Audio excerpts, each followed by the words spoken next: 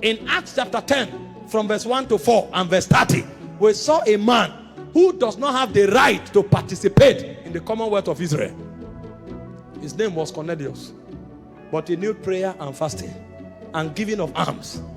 The Bible said in verse 30, as he fasted, he said, an angel appeared to him and said to him, go and call Peter. He will come and tell you the word of this life. If a man begins to fast, the heavens over him opens. Daniel chapter 9, Daniel chapter 10. The man said in verse 2, Daniel 9, I understood by books the years of captivity of Israel. But even though he had understanding, he didn't have the power until he went on 21 days fast. The moment he was done fasting, the Bible said Gabriel appeared. The moment a man begins to fast, his heavens begin to open. The reason some people walk as if they are walking under closed heavens is because their appetites are too bogus. Trim your appetites through fasting and see the heavens open to you. Who told you it's everything about your destiny you should pay for? Do you know the worth of your destiny? Who told you you can pay for it? The Bible said your sons and your daughters will come from afar. It says strangers, people you have no connection with. It said they will stand to build your walls. And so the greatest thing about your life is even strangers that will sponsor it. But it will take a kind of power to make it happen. And that power is fasting.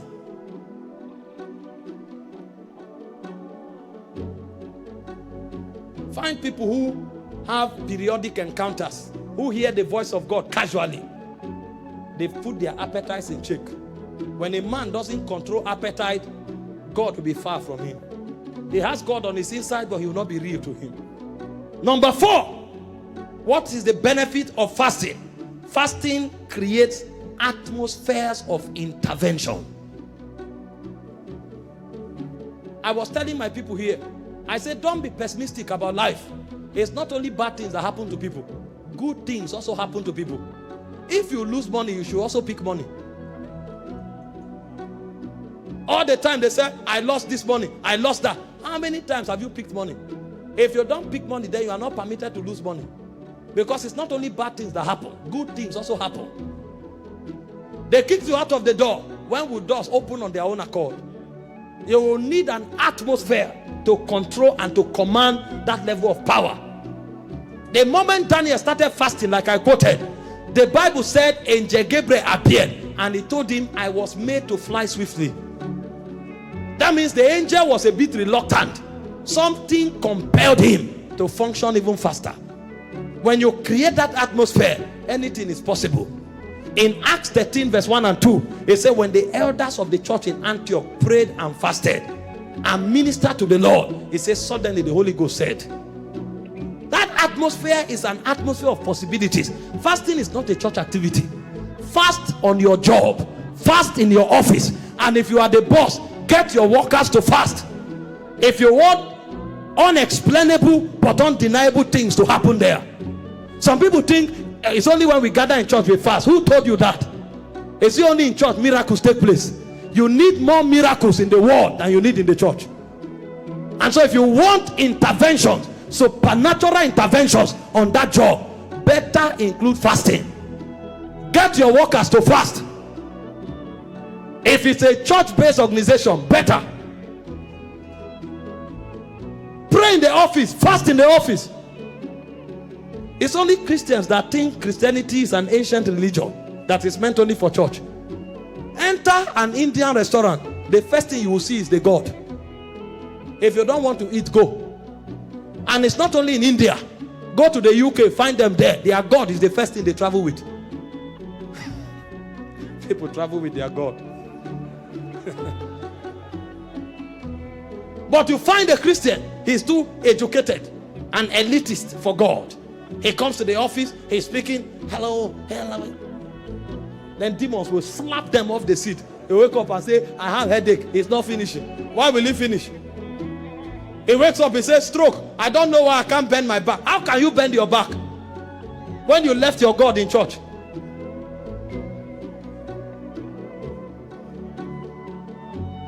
The Muslim guy, somebody was telling me, he went to see a top director in this country.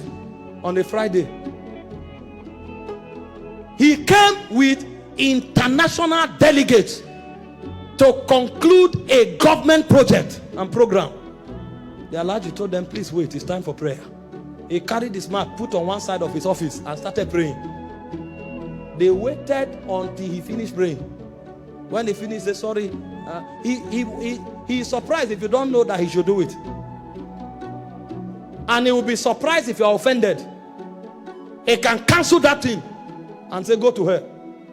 But a Christian, he is God, we always wait. And that's why when the devil comes, usually he comes when his God is waiting. And his doors are porous for attacks and destruction. Fasting is not church activity. It's part of church activity, but it's a lifestyle. Because you will need daily interventions. And so when you are fasting, be conscious of intervention. He said the Lord shall be a wall of fire around you. He said angels shall encompass around you. So when you start fasting, these things should become aware and realities to your spirit. When things want to happen with you, tell yourself, no, I'm an impregnable fortress. Because when I was fasting, it was not a religious activity. I was creating a wall of fire around myself. Things don't happen to me. I make things happen. When we talk like that, it's because of what we are doing.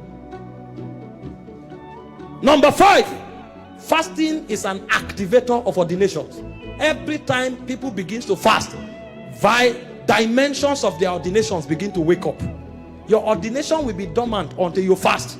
In Matthew 4 verse 1 and 2, the Bible said the Holy Ghost drove Jesus to the wilderness to be tempted. And he said Jesus fasted and prayed for 40 days. The moment he returned, his ordination was activated. He entered the temple and began to preach the gospel immediately.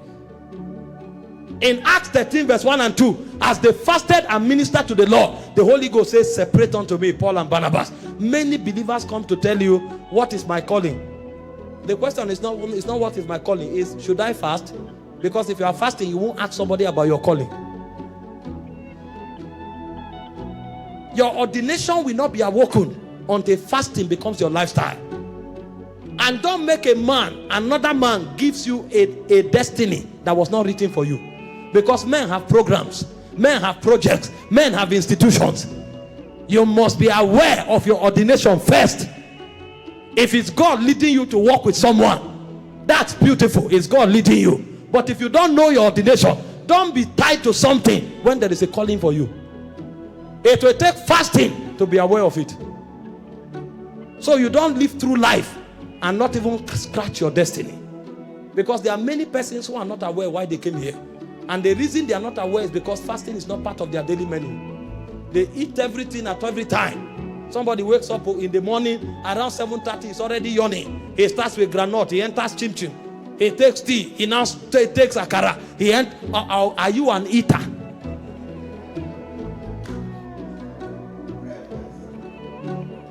By 12 o'clock, he has eaten 3 times. He just took Indomie at home, he gets to work, he takes tea. Before you know what is happening, there's light refreshment. This is how they'll be doing their hands. They'll be putting food in their mouth stylishly. Are you a glutton? Will you eat your destiny?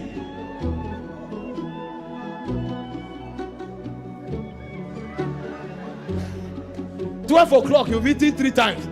And you want to fulfill destiny. You want to affect your generation. You. How many serious people will commit themselves to you? You think I'm working with you. I walk into your office by 10, you are eating.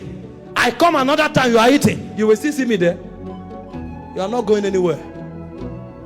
Go and look for a food contest. That's where your destiny is. Ask those who walk around me, they know. And those I travel to minister for, they know. Sometimes I go to a place to preach. I eat only twice in 4 days. Did I come here to feast? When I went to Pakistan, I was there for 7 days. I ate less than 6 times. The guy looked at me and said, "What do you eat? Is the food not good?" I said, "Don't worry, this stomach is locked." I came to the Middle East. I come to an Asian continent to contend with the forces of Islam. And then I will say, "Wow, what kind of food is this? Wow, this is a good meal. How do you prepare it?" Am I a chef?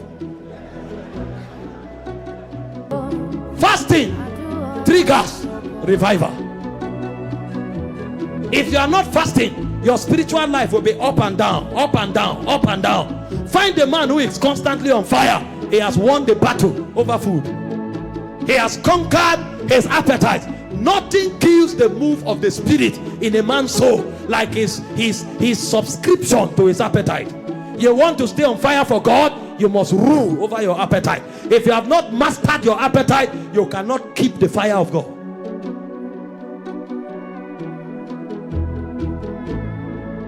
Every time there's a revival, men turn to God through fasting. Daniel 9 verse 3, Joel 2 verse 12. It's not possible to have revival without fasting. When God breaks upon a people, find out they've humbled themselves through fasting. And so instead of pursuing people and say, give me your fire, go and excavate yours on the altar of fasting. Because anything given to you can be taken, but anything you discover is yours forever. Nobody can take it away from you. I'm not on fire just because hands were laid on me. I have given myself to certain things. Pastor Victor knows, anytime my spirit is going down, there's a 14 days prescription I have. I pray every 1 hour in every 3 hours. 6 to 7, 9 to 10, 12 to 1, 3 to 4, 6 to 7. I maintain that schedule for 14 days and I read the New Testament with fasting and prayer. If I do that, oh my God, no matter how dead my battery is, it comes alive. Because one of the ways of setting yourself on fire is to engage consistently the altar of fasting. If you fast long enough, you will notice even the world will become noisy to you. Fast for 7 days and come out of your house and find out if you want to go to the studio to watch football. Even the football will become noisy. Sometimes you fast until even the atmosphere, you can censor it. The air is passing. You can pick every air that touches your body. Your sensitivity is that strong. There's a time I fast. If I exceed 21 days, even if I'm lying down sleeping, if somebody is at the door, I can wake up and tell you, Nathaniel is at the door. You can really read everything happening around you. You become like a radar. How can the devil take you unawares? If you are that revived, if you are that sensitive, it's impossible. Before anything happens, you arrest it in the heavenlies. You bind it there, it doesn't come to the earth realm. Christians are lukewarm because they've given themselves to everything that their appetites deserve or desire. That's why they cannot see the weight and the power of their